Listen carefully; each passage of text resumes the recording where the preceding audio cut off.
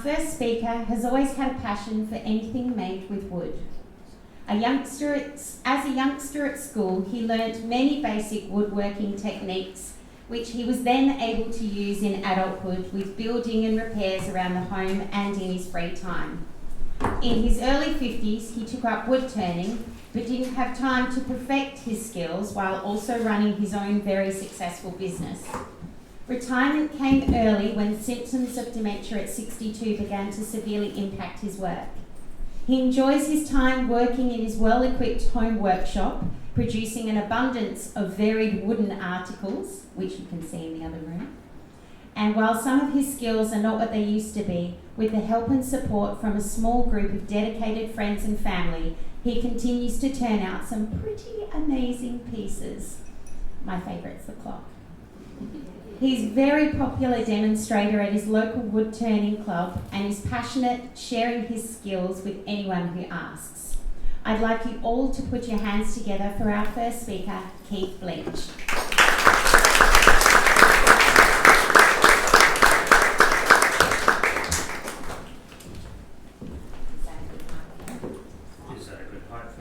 Yes. No, right? It is? Yeah. Right, so I'm the same height as you. Okay. Quite know how many pages I've got, but I'll try not to do too many. A diagnosis of dementia at any age is a worrying and scary prospect, and believe me, I've struggled a fair bit through the years to be where I am today. It brings all sorts of questions and concerns. Can they go down a little bit? Because I think it's a bit too high. That's it. Is that better? Yeah, I can hear myself now. Yeah. Okay, but if you think about things rationally, which you have to do, of course, eventually, there's many things that could and often do drastically change how you live. The secret is to continue life to have the best life that you can for as long as you can, and without being sort of crazy or whatever. You've got to be serious about that. You've got to get out there and do exactly what you want to do. I was still working when we began to realise that many things were just not right. I wasn't able to manage the day-to-day running of our pool business. We put all the small issues down to many things, such as the heat over a particular hot summer, tiredness, depression, medication interactions, etc., etc., etc. But really, we just knew that there was something else happening. We were just kidding ourselves, I think. Some of the things like depression. I'm bipolar, so I've had plenty of that in my lifetime, so this certainly wasn't that. Medication interactions, I've also had diabetes for 40 years, so lots of other things that go along with that. So slowly we sort of whittled them all down to, hey, this is something new. We eventually sold our business and moved to a smaller, more manageable property, which I think is the one we're at, isn't it? Yes. That was a yes.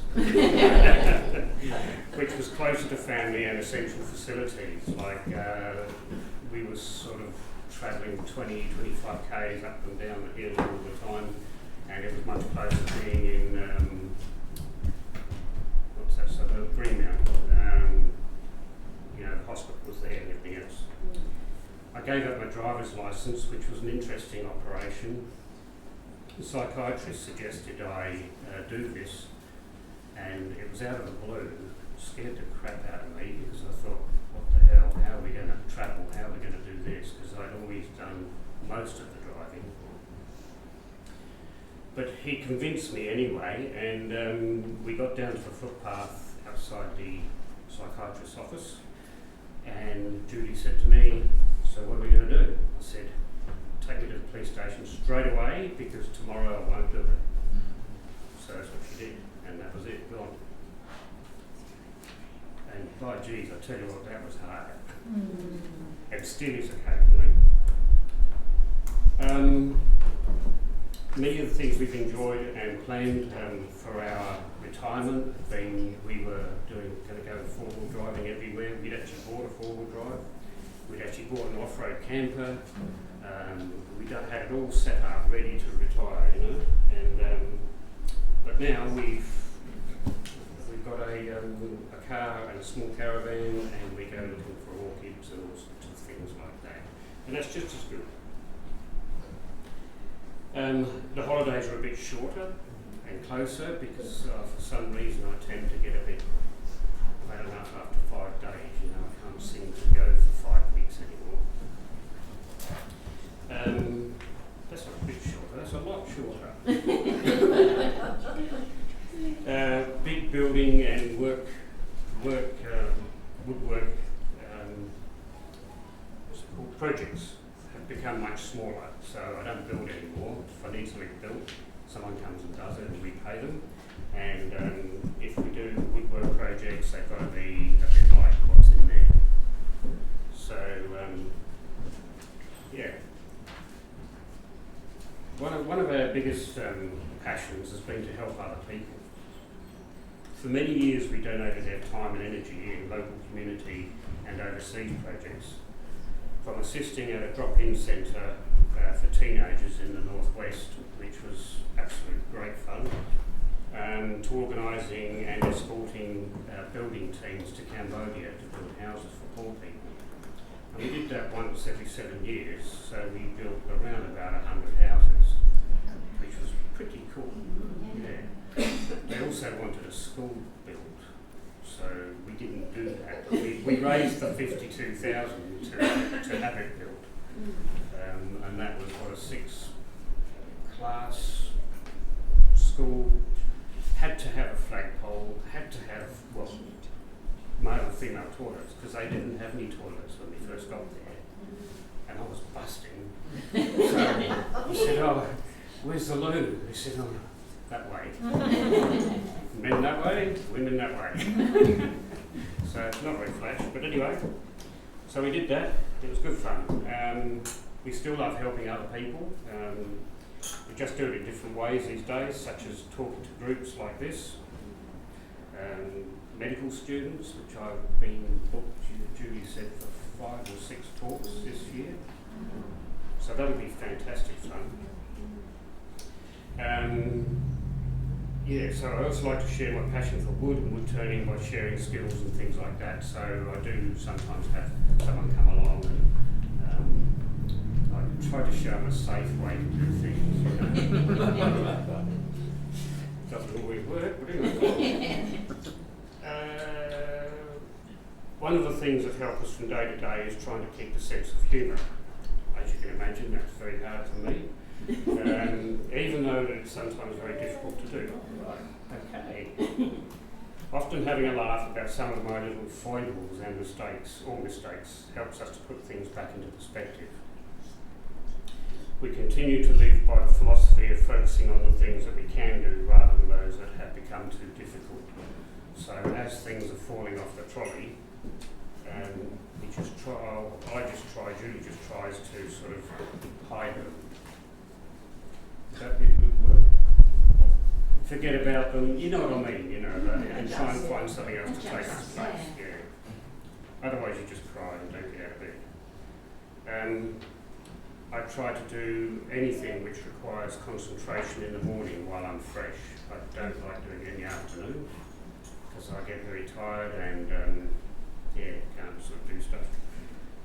Julie and I are both learning to monitor how I am feeling. If I'm tired or confused, I stick to less risky activities. I wait until one of my many willing assistants available before I use one of the more dangerous machines, such as the saw or table saw. That's Julie usually, except when she goes out. But anyway, I don't climb ladders ever now. And I used to do some crazy things. You missed me. Pardon? You missed me. Did I? What did I do? Unless no one's watching. Oh, you mean those? Yeah, that was about 3 months ago, those two. Yeah. And last year I broke this one, and yeah, so yeah. It almost feels like you have missed a big step in the whole ageing process. That's young onset dementia. Instead of progressing steadily through childhood, young adulthood, working and having kids, middle age, and then retiring into a slow and gentle old age, which I was never going to do anyway, I seem to have taken a running leap from working and seeing our youngest child safely through high school, who's actually here now, and she's 26. Yeah. How young is that, eh? You reckon that wasn't a shock? Considering the others are 46. Safety high school, to the late stages of old age, but without accumulating so many wrinkles or the stooped shoulders and poor eyesight. One of the things that has been good, and Erin is an absolute fantastic example, is she can actually look after us in her old age really well. And so, we suggested she became a nurse, and guess what? She did. I figure that we all need change and adjust our dreams, goals and ambitions throughout life as circumstances change. I'm even going to sing, this is funny, I'm even going to sing in a 1,000 voice choir at Perth concert. Are we getting the shirts this weekend or something? Yeah, we're going to get shirts this weekend. I can't sing, so I hope the other 900 will just be going.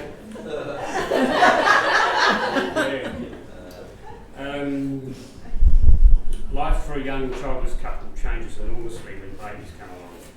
Then again, as the children grow or when employment changes, I'm very fortunate that I have a loving and supportive wife and family and a network of close friends and relatives who are amazing. So really, I'm planning on continuing to do what I love, as well as trying some new ventures within my capabilities for as long as possible. What happened to that saying? What happened to the I saying? think you missed the photo. Did I miss? Can someone help me find it?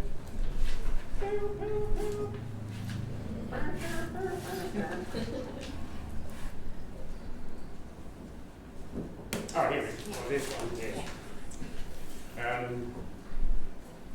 I was looking on Google for some reason, and I saw in an interview with an American author, Michael Mead, who quotes an African proverb which says, and everybody with dementia should listen to this. No, everybody should listen to it. When death finds you, may it find you alive. That's powerful, isn't it? Eh? Yeah, you're still alive just before you fall off. Hey, way to go. He continues by saying, alive means living your own damn life, not the life your parents wanted, or the life some cultural group or political party wanted, but the life that your own soul wants to live. And I think that's pretty important. Yeah. And then there's another bit here. Oh yeah, yes, this is another important part, and then I'm finished. Is that all right? Yeah. Following several accidents over the last 12 months, which included some minor broken bones, yeah, right. You didn't have the pain. And considerably shortening a couple of fingers on a table saw. Many people asked when all of the machinery in my workshop was going to be advertised on Gumtree. Julie and I discussed this at length and decided that I could and should continue to do the things that I love. We just needed to adapt some of the things that I had been doing to reduce the risks. And I was quite amazed, I shouldn't have been, that the amount of people that said, you know, will you be giving rid of your tools and things like that? And I said, well, why? Well, what about your finger? Well, I've still got 8 more. So, you know, like, why would you want to do that? I don't know. But anyway, so that's it. So that's